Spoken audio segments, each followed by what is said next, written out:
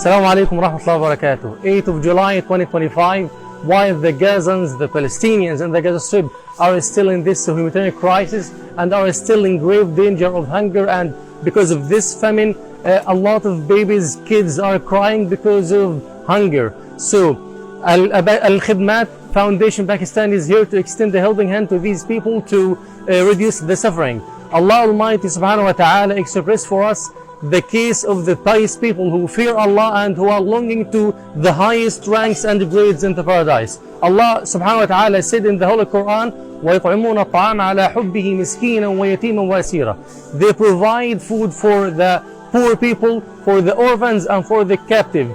So may Allah grant you generously in the hereafter for your great support to the Palestinians for more days. Thank you so much.